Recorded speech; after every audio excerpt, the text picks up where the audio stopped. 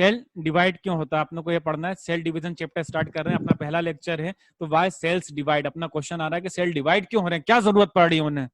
तो आप बोलोगे कि सर ये न्यूक्लियस मान लो आपका ऐसा है और आपका ये, बाकी आपका क्या है, ये सेल है, साइटोप्लाज्म है, ये सब है ना, ठीक है। तो होता क्या है, न्यूक्लियस पूरे सेल की एक्टिविटी को कंट्रोल करता है। न्यूक्लियस पूरे सेल की एक्टिविटी को कंट्रोल करता है।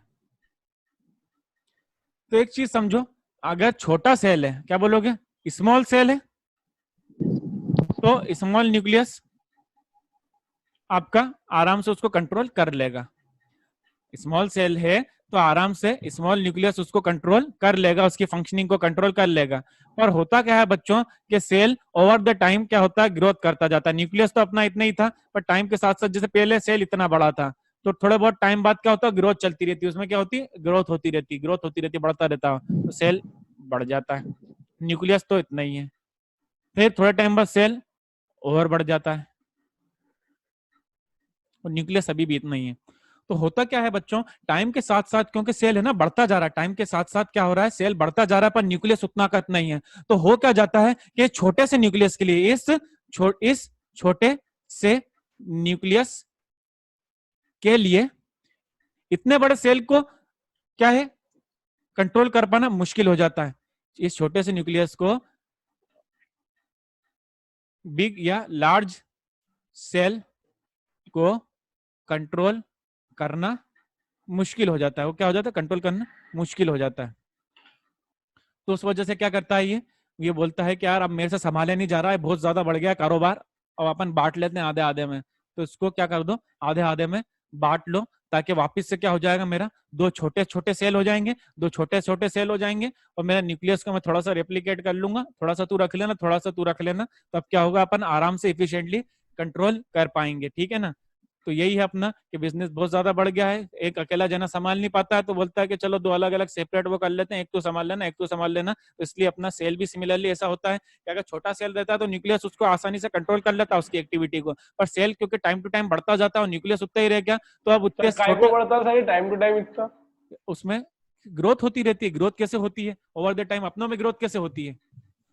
सर फिर दूसरे ऑर्गेनेल्स भी तो है, वो भी डिवाइड होते हैं क्या? हाँ होते हैं, क्यों नहीं होते। माइटोकॉन्ड्रिया हो गए, वो सारी चीजें हैं। जो ये पूछ रहे हैं, जैसे अलशिफा की आवाज है, माइटोकॉन्ड्रिया डिवाइड होते हैं, सर वो पूछ तो रहे डिवाइड होते हैं, पर बाइनरी दूसरे भी तो फिजन से होंगे क्या ना। पढ़ा था फिर बच्चे अपनों ने। सर वो सब पता होते हैं, है, सब होते हैं, सब होते हैं, होना पड़ता है। जैसे अपन सारे के लोग है ना, सारे। हाँ सब होते हैं। जैसे अपने इसमें अपन लोग हैं, तो अपन लोग क्या होता है, ओवर द टाइम ग्रोथ होती है अपनी। क्यों होती है, क्योंकि अपन कुछ ना कुछ न्यूट्रिशन इंटेक कर रहे हैं। अपन क्या कर रहे हैं, खाना खा रहे हैं, पहली लिविंग चीज। से जैसे अपन लिविंग है, लिविंग है तो न्यूट्रिशन लिविंग अपनी ग्रोथ प्रॉपर्टी है। जिस तरीके से ग्रोथ चीजें खाना अपनी प्रॉपर्टी, उसी के साथ साथ ग्रोथ और मेटाबॉलिज्म भी अपनी property. Growth and metabolism metabolism. जिंदा रहने की प्रॉपर्टी है। चैप्टर 1 में पढ़ाऊंगा जब आपको लिविंग हाँ वर्ल्ड, सर, तो उसमें ग्रोथ और आपकी मेटाबॉलिज्म मेटाबॉलिज्म क्या है, आपकी प्रॉपर्टीज होती हैं। ये सब प्रॉपर्टी होती है, ये मतलब जरूरी है आपके जिंदा रहने के लिए। तो अगर आप जिंदा रह रहे हो तो आप मेटाबोलाइज करोगे, ग्रोथ करते रहोगे, ग्रोथ करते रहोगे। और ये ग्रोथ में, और अंदर से बोल रहा हूँ ना, इनसाइड, इनसाइड वाली ग्रोथ को बोल रहा हूँ। बाहर से तो दूसरी चीजें भी बढ़ती हैं, जैसे पहाड़ था तो उस पर और जाके मिट्टी ले जाके आप फैला दोगे तो पहाड़ भी बढ़ जाएगा। तो एक्सटर्नल ग्रोथ रहती है, वो खुद से नहीं हुआ, वो एक्सटर्नल ग्रोथ हो जाती है। मैं इंटरनल ग्रोथ मतलब अंदर से बढ़ रहे हैं,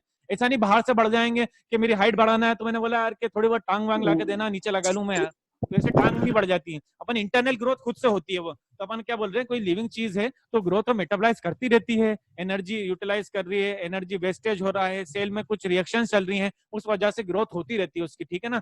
तो उस वजह से क्या होता है, अपने सेल बढ़ता रहता है, और सभी चीजें बेशक डिवाइड होंगी, क्यों नहीं होंगी। ऐसा तो पता चले कि भैया माइटोकॉन्ड्रिया इस सेल में आई नहीं, डिवाइड ही नहीं हुआ, तो सब में सब चीजें मिलेंगी। तो आप क्या बोलते हो कि सेल टाइम टू टाइम बढ़ता जाता है, मेटाबोलाइज करता है ना, जैसे अपन बढ़ते हैं वैसे वो भी बढ़ता जाता है। तो अब क्या होता है, अब न्यूक्लियस के लिए उसको कंट्रोल करना मुश्किल हो जाता है, तो वो क्या करता है, डिवाइड कर जाता है। तो सेल डिवीजन क्यों होता है, हमारे को यह समझ में आया, क्योंकि एक छोटे से न्यूक्लियस के लिए इतने बड़े अपने साइटोप्लाज्म को कंट्रोल करना मुश्किल हो जाता है। तो कैसे निकालते हैं इसको, दो तरीके से बोलते हैं, दो रीजन देते हैं। पहला रीजन क्या होता है इसका, ये होती है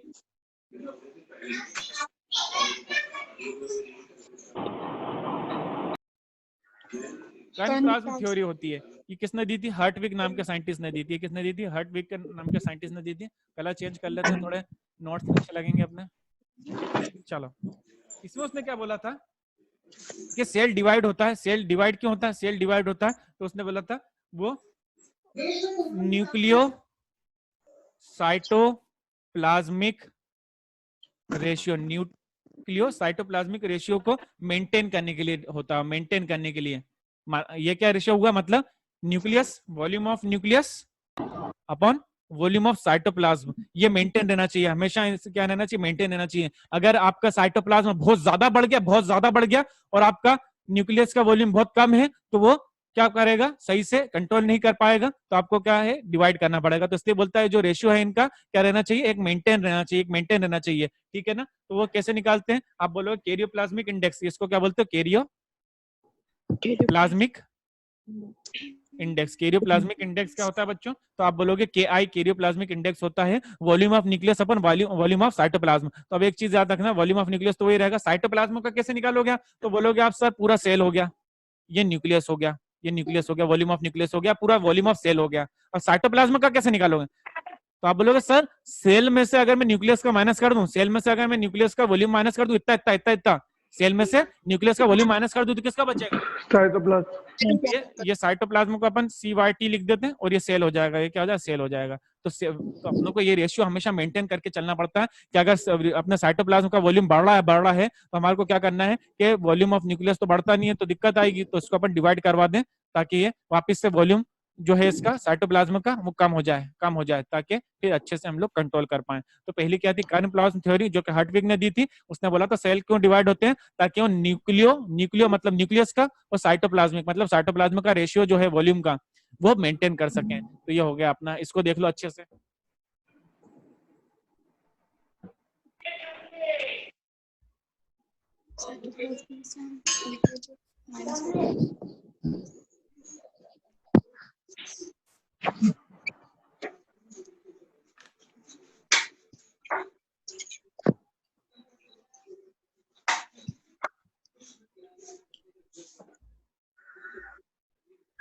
चलो दूसरा होता है रीजन, इसका दूसरा रीजन होता है to maintain surface area volume ratio. Surface area volume ratio को मेंटेन करना रहता है। देखो चीजें समझो बच्चों, अगर मेरा सेल ऐसा था, ठीक है ना, ये न्यूक्लियस हो गया, तो इसका कुछ पर्टिकुलर सरफेस एरिया भी होगा। सरफेस एरिया मतलब जैसे आपका कोई फुटबॉल होती है तो बाहर बाहर का जो उसका एरिया कवर कर रही होती है, वो एरिया कवर कर रही होती है, वो सरफेस एरिया हो जाता है। और अपन अंदर का भी पूरा मिला लोगे, अंदर का भी 3D पूरा मिला लोगे, तो वो क्या हो जाता है? उसकी वो वॉल्यूम हो जाती है। टोटल कंटेंट मिला लेते हो तो वो वॉल्यूम हो जाता है। बाकी आप सरफेस एरिया मतलब ऊपर ऊपर के सरफेस की बात करते हो तो सरफेस एरिया कहलाता है। ठीक है ना? तो अब होता है क्या, जब सेल ग्रोथ होती है ना बच्चों, सेल ग्रोथ होती है तो सरफेस एरिया कैसे इंक्रीज करेगा? जैसे मैंने बोल दिया सरफेस एरिया होता है 4πr² हो गया, मान लो 4πr²। वॉल्यूम क्या होती है? तो वॉल्यूम बच्चों 4/3πr³ होती है, 4/3πr³ होती है। मतलब अगर मैंने रेडियस जरा सा बढ़ा है तो सरफेस एरिया R² के टर्म्स में बढ़ेगा, सरफेस एरिया R² के टर्म्स में बढ़ेगा। फॉर एग्जाम्पल मेरा रेडियस अगर 2 था तो उसका सरफेस एरिया किसके टर्म्स में निकालूंगा मैं? 2², मतलब वो 4 टाइम्स ज्यादा होगा, पर वॉल्यूम आप देखोगे कि अगर मेरा रेडियस इसका 2 था तो इसकी वॉल्यूम कितनी आएगी बच्चों? 2 के क्यूब के बराबर, मतलब 8 के बराबर इंक्रीज होगी। तो आप बोल रहे हो कि सर मैंने रेडियस को अगर मैंने 2 टाइम्स या जैसे बढ़ा रहा हूं मैं 2 से, तो क्या बोलोगे आपका रेडियस कितने टाइम्स में बढ़ता जाएगा? स्क्वायर के टाइम्स में बढ़ेगा। और वॉल्यूम कितने में, सॉरी रेडियस नहीं है, सरफेस एरिया आपका स्क्वायर के टाइम्स में बढ़ेगा, और वॉल्यूम क्यूब में, वॉल्यूम क्या करेगी? क्यूब में इंक्रीज करेगी। तो आप बोलोगे कि because surface area is function of square, मतलब वो स्क्वायर पे डिपेंड करता है, whereas volume is function of cube, मतलब क्यूब के ऊपर डिपेंड करता है वो। तो आप कभी भी देखोगे कि अगर मैंने सेम रेडियस बढ़ाया है तो सरफेस एरिया के मुकाबले ज्यादा कौन बढ़ेगा? वॉल्यूम बढ़ेगी। मतलब दोनों को मैंने रेडियस दोनों को बराबर से बढ़ा है, पर सरफेस एरिया के मुकाबले जो सरफेस एरिया बड़ा होगा उससे मुकाबले अपना वॉल्यूम ज्यादा बड़ा होगा। तो अब क्या होता है बच्चों, वॉल्यूम ज्यादा बढ़ जाता है ना, और सरफेस एरिया जरा से ही बढ़ता है। तो एक्चुअल में बच्चों जो भी चीजें एक्सचेंज होती हैं कि कुछ अंदर से सामान बाहर ले जाना है, कुछ बाहर से अंदर ले जाना है, अंदर बाहर सामान चलता रहता है।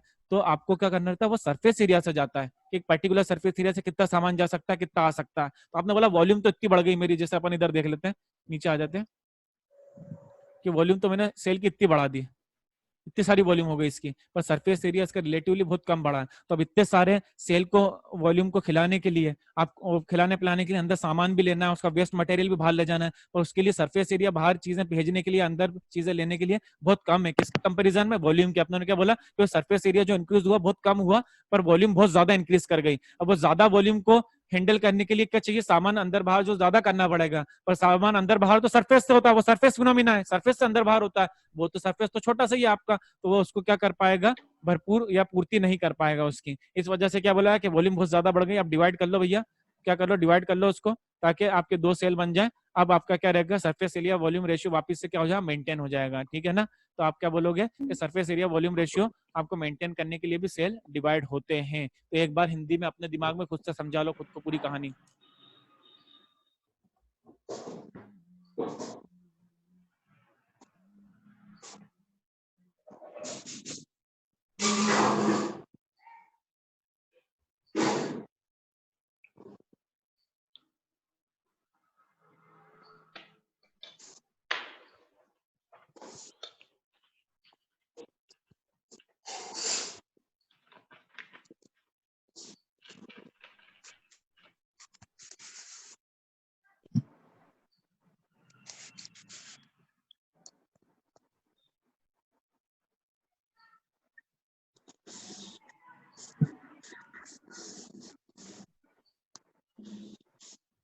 मोना समझ में आ गया? जी भाई। आ गया ना? हाँ, अब अच्छे से पढ़ लेना, नहीं तो 2 साल बाद कोई जूनियर समझाने का तो तुम बोल दो कि हाँ पढ़ाया तो था सर ने, ही नहीं पढ़ाया, रीडिंग करा दी उन्होंने। तो ऐसा मत बोल देना, मेरा नाम खराब हो जाएगा फिर। नहीं।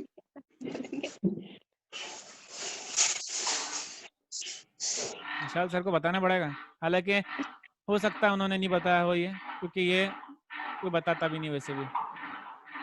हमारे टाइम तो नहीं बताया था, अब तुम्हें बताओ तो बात अलग है। पढ़ाया था हमें क्या भी उस नहीं टाइम? बताया था। नहीं बताया? नहीं बताते हैं, बोल रहा हूँ बहुत सी चीजें ऐसी रहती हैं कि एनसीईआरटी रीडिंग करके खत्म करा देते हैं। एनसीईआरटी ही नहीं समझाते हैं टीचर्स, एनसीईआरटी ही रीडिंग करके खत्म कर देते, समझाते नहीं। एनसीईआरटी में बहुत कुछ चीजें रहती हैं, अभी पढ़ने लगोगे तो।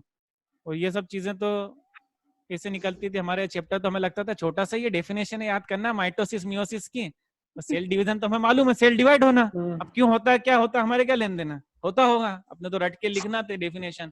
तो 2-3 डेफिनेशन और 2-3 वो चीजें डायग्राम याद कर लिए प्रोफेसर, और इसके उससे काम नहीं चलता। नीट में अपने को चीजें समझ में आना चाहिए, अब दिमाग में बैठा। नीट भी क्या नॉलेज है अपनी लाइफ के लिए। अब कल को कोई पूछ ले बायो के स्टूडेंट हो कि सेल डिवाइड क्यों हो रहे हैं, तो आप चुप्पी साध के नहीं बैठ सकते, आपको बताना पड़ेगा क्यों डिवाइड हो रहे हैं, पूरा एक्सप्लेन कर सकते हो। अब ये लाइफ टाइम का नॉलेज है, इसमें रट्टे नहीं मारना अपनों को। आगे चलते हैं अपन। अब सेल डिवीजन अपन शुरू कर रहे हैं, तो अपन बोलेंगे कि सेल साइकिल क्या होती है। सेल साइकिल क्या होती है?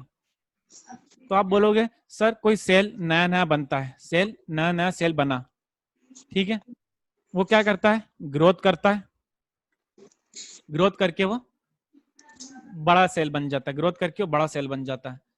उसके बाद वो क्या करता है, क्योंकि वो मेंटेन नहीं कर पा रहा है न्यूक्लियस इतने बड़े सेल को, तो क्या करता है, उसका जेनेटिक मटेरियल को क्या करता है वो, मतलब न्यूक्लियस अपने जेनेटिक मटेरियल को क्या करता है? रेप्लिकेट करता है। रेप्लिकेट क्यों करता है?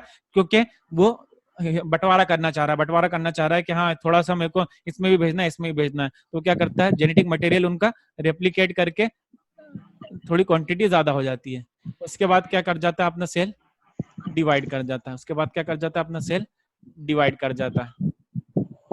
ठीक है ना? तो सेल साइकिल क्या हुई? तो आप बोल रहे हो यही सर कि सेल की जो लाइफ जिंदगी चल रही है, पैदा हुए, ग्रोथ करी, ग्रोथ ज्यादा हो गए, झेल नहीं रही, समझ नहीं पा रही, तो रेप्लिकेशन हुआ न्यूक्लियस का, न्यूक्लियस ने जेनेटिक मटेरियल को रेप्लिकेट करके फिर क्या बोला कि डिवाइड कर लो 2 में, ये डिवाइड हो गया। तो ये जो सिस्टमेटिक सीक्वेंस आपका चलता जा रहा है ना, sequence wise time to time cell की लाइफ में क्या क्या होता जा रहा है, तो वो क्या हो गई? सेल साइकिल हो गई। तो अपन एनसीईआरटी रीडिंग अब शुरू करते हैं।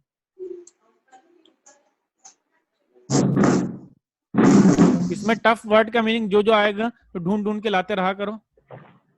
Are you aware that all organism even the largest start their life from single cell.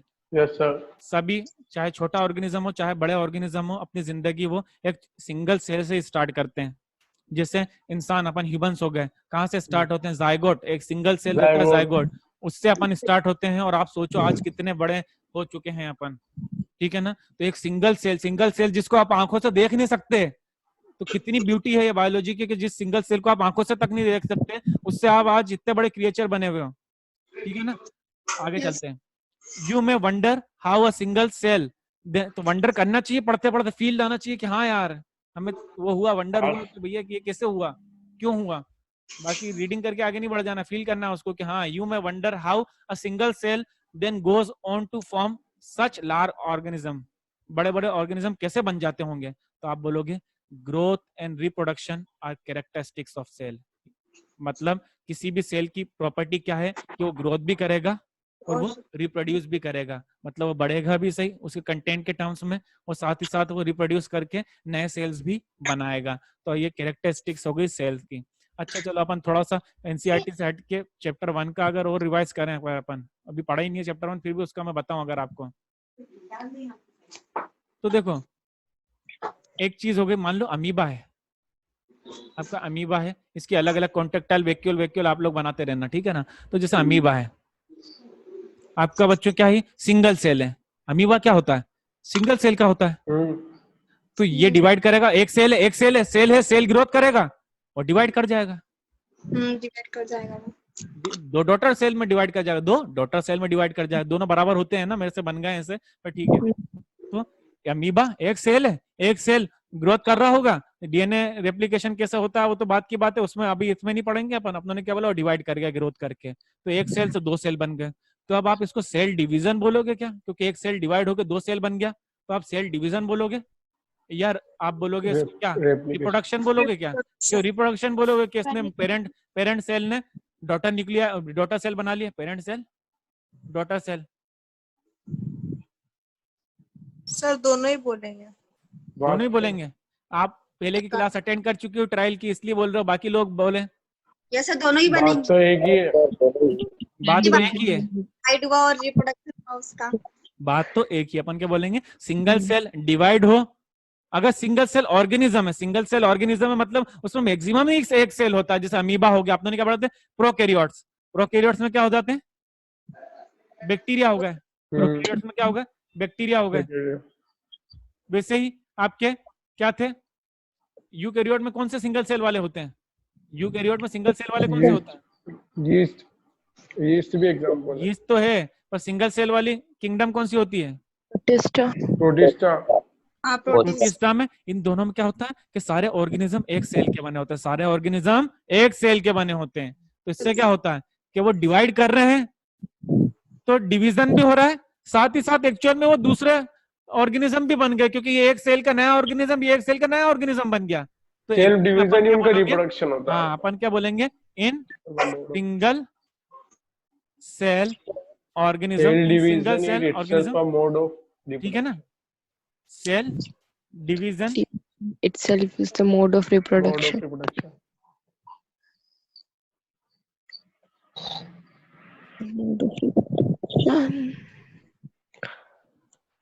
इसको एक और टर्म्स में बोला जाता है बच्चों, वो पूछ लेता है कि in single cell organism cell division and reproduction are mutually exclusive event, true या फॉल्स। वो बोल रहा है कि सिंगल सेल ऑर्गेनिज्म में आपका सेल डिवीजन और रिप्रोडक्शन म्यूचुअली एक्सक्लूसिव है, मतलब दोनों अलग अलग होते हैं क्या ये event? No, false. Mutually inclusive होते हैं क्या? Mutually inclusive. तो देखना, आपको पता करना है कि सेल डिवीजन, ये आपको पता करके आना है कि सेल डिवीजन और रिप्रोडक्शन जो सिंगल सेल में हो रहा है वो म्यूचुअली एक्सक्लूसिव है या एक्सक्लूसिव मतलब एक्सक्लूसिव मतलब वही तो पता करना है, अभी मैं फिर बता दूंगा तो क्या मतलब है। एक्सक्लूसिव और इंक्लूसिव में देखना है आपको, मतलब कि क्या होता है, ढूंढ के लाना है। ये वाली चीज होता क्या है कि बच्चे सबसे ज्यादा भूल जाते हैं, जब एमसीक्यू में आता है तो ये गलत होते ही होता है। और चीजें अगर मैं डायरेक्ट बता भी दूंगा आपको कि इसका मतलब ये यकीन मानो याद नहीं रहेगा, पर तुम खुद से ढूंढोगे, भले गूगल से टीपो कुछ भी करो, पर खुद से ढूंढोगे ना तो एक याद रहेगा तुम्हें कि यार मैंने खुद ढूंढ के सबको आंसर गूगल पे सुना सर्च करा था। अच्छा तो लंबे टाइम तक याद रहता है वो, ठीक है ना। तो इसलिए वो खुद से ट्राई करो तुम लोग। आगे चलते हैं, अपन आखिरी में 10 मिनट टेस्ट का भी पढ़ेंगे, डिस्कशन करेंगे, मत टेंशन लो। बहुत से के मन में हो रहा है, जिनके अच्छे आए हैं उनका तो हो रहा होगा, वो टेंशन फ्री होंगे, जिनके कम आए हैं वो बोल रहे होंगे कि बस भूल जाएं, बस ये पढ़ाते पढ़ाते निकाल लें। तो अच्छा रैंक है, कुछ आई थी क्या सर? रैंक रैंक आई ना, रैंक बताए क्या ना सर? बताएंगे, रैंक बताते हैं। चलो, all cells reproduce by dividing into 2, ये तो सब समझ में आ रहा है। जहां मुझे लगेगा कि इंपॉर्टेंट एमसीक्यू बनता है वहां मैं बता दूंगा। with each parental cell giving rise to 2 daughter cells and each time they divide, जब भी वो डिवाइड करते हैं 2 डॉटर सेल बनाते हैं। अब ये सोचना या तो केस करना कि सर डॉटर सेल ही क्यों बनती है, सन सेल क्यों नहीं बनते हैं, ये सब भेदभाव क्यों, तो पूछना बायो जितने भी बने उनसे कि सन सेल क्यों नहीं बनवाते हो सर, हमेशा डॉटर ही बनवाते हो। This newly form daughter cells can themselves grow and divide. अब जो नए सेल बने हैं ये आगे चल के ये खुद भी ग्रो करेंगे और ये डिवाइड भी कर लेंगे, ठीक है ना। और मैं बता दूं बच्चों, इस चैप्टर का इंपॉर्टेंस इसलिए भी है क्योंकि क्लास 12th बायोलॉजी में chapter number 2 sexual reproduction in flowering plant और चैप्टर नंबर 3 ह्यूमन रिप्रोडक्शन, अगर वो समझना है तो मियोसिस और माइटोसिस आना चाहिए, अदरवाइज पल्ले नहीं पड़ेगा क्या चल रहा है, जो कि बहुत को नहीं आता है तो रट्टे मारना पड़ते हैं। और यहाँ 3-4 क्लास में हो जाएगा, मुश्किल से 3-4 क्लास में चैप्टर हो जाएगा, ज्यादा बड़ा नहीं है। 3-4 क्लास अगर आपने अटेंड कर ली तो आपको फिर आराम से वाले चैप्टर हो जाएगा, ठीक है ना। तो newly form daughter cells can themselves grow and divide giving rise to, ये हो गया, चलो ठीक है। In other word growth and division allow a single cell to form a structure consisting of millions of cell, ये तो सब बात की बात है, चलो खुद भी पढ़ लोगे, इसमें कुछ ऐसा इंपॉर्टेंट नहीं था। Cell division is important process in all living organism during the division of cell. तो अब क्या होता है ये याद रखना है कि यहाँ पे क्वेश्चन आ जाता है कि ड्यूरिंग सेल डिवीजन क्या क्या चीजें होती हैं, तो आपको बोलना है डीएनए रेप्लिकेशन होता है, सेल ग्रोथ होती है, सेल ग्रोथ भी होती है, डीएनए रेप्लिकेशन भी होता है, यहाँ दिखा दिया था मैंने अभी, ठीक है ना। All this processes that is I मतलब दैट इज सेल डिवीजन, ये ऑल दिस प्रोसेस क्या होती है, सेल डिवीजन में आती है, ठीक है। DNA replication and cell growth, ठीक है, hence have to take place in coordinated way to ensure correct division. मतलब वो बोल रहा है कि क्योंकि ये आपका सेल डिवीजन की प्रोसेस में क्या क्या हो रहा है, डीएनए रेप्लिकेशन हो रहा है, सेल ग्रोथ हो रही है, तो ये सब क्या होना चाहिए, कोऑर्डिनेटेड वे में, सिस्टमेटिक वे में होना चाहिए कि एक के बाद एक आपका सीक्वेंस सही साइड चलता जा रहा है, कुछ भी चीज आगे पीछे नहीं होना चाहिए, वरना सेल डिवीजन में आपके गड़बड़ी हो जाएगी। तो कोऑर्डिनेटेड वे में चलना चाहिए, एक दूसरे से मिलती जुलती चलना चाहिए, है ना, कि ये काम हो गया तो चलो अब ये शुरू करना है, ये हो गया तो अब ये शुरू करना है, तो आपको पता होना सेल अपना सिस्टमेटिकली ऐसे डिवाइड होना चाहिए, ठीक है ना। द सीक्वेंस ऑफ इवेंट, अभी आ जाएगी डेफिनेशन आपकी कि सीक्वेंस क्या है आपका, किसका, इवेंट्स मतलब जो प्रोसेस हो रही है, द सीक्वेंस ऑफ इवेंट्स मतलब जो प्रोसेस हो रही है उसका सीक्वेंस किस चीज में, सेल के डुप्लीकेट्स क्या कर रहा है अपना जीनोम, जीनोम मतलब जेनेटिक मटेरियल को वो रेप्लिकेट करना, सिंथेसिस कर रहा है, अदर चीजें जैसे प्रोटीन्स आपने पढ़ा है तो ट्यूबुलिन प्रोटीन और ये सब क्या करेगा, वो बना के रखेगा, क्योंकि वो माइक्रो फिलामेंट और ये सब भी पढ़े थे आपने जैसे। तो पहले तो ट्यूब्यूल क्या बनाएगा, माइक्रोट्यूब्यूल, माइक्रोट्यूब्यूल क्या करेगा, माइक्रोट्यूब्यूल अपने स्पिंडल फाइबर में हेल्प करता है, स्पिंडल फाइबर में हेल्प करता है, स्पिंडल फाइबर रिलीज कौन करता है, सेंट्रियोल, सेंट्रियोल और ये सब चीजें। तो अपनों ने बोला सेल डिवाइड होने के लिए सेंट्रियोल और ये सब चीजें भी अपनों को सेल को क्या करना पड़ती है, प्रिपेयर करना पड़ती है, डिवाइड करवाना पड़ती है। तो आपका जो सीक्वेंस चल रहा है किस चीज का सीक्वेंस, कि सेल के जेनेटिक मटेरियल का डिवाइड होना, फिर उसको डिवाइड करने के लिए जो इंपॉर्टेंट प्रोटीन्स और चीजें हैं उसका बनाना, वही सब चीजें आगे चल के क्या हो रही है, फिर 2 सेल में डिवाइड हो जाना। तो ये जो सीक्वेंस चलता आ रहा है अपने अलग अलग प्रोसेस का, यही क्या आपका सेल साइकिल। तो आपने क्या बोला, सेल साइकिल के ये प्रोसेस की जो सीक्वेंस चल रही है आपकी, क्या कि पहले सेल ग्रोथ हो रहा है, सेल ग्रोथ होने के बाद उसका डीएनए वो क्या कर रहा है, रेप्लिकेट कर रहा है, डीएनए रेप्लिकेट करने के लिए उसके बाद वो क्या कर रहा है, उसको डिवीजन के लिए जो इंपॉर्टेंट प्रोटीन और चीजें हैं वो क्या कर रहा है, इंपॉर्टेंट केमिकल्स का बना रहा है वो। उसके बाद क्या हो रहा है, वो डॉटर सेल्स में डिवाइड हो जा रहा है। तो जो सीक्वेंस चल रहा है प्रोसेस का, सीक्वेंस चल रहा है प्रोसेस का, यही क्या हमारी सेल साइकिल कहलाती है, सेल साइकिल कहलाती है, ठीक है ना। Although cell growth in terms of cytoplasmic increase is a continuous process, 5 star point आ जाता है ये।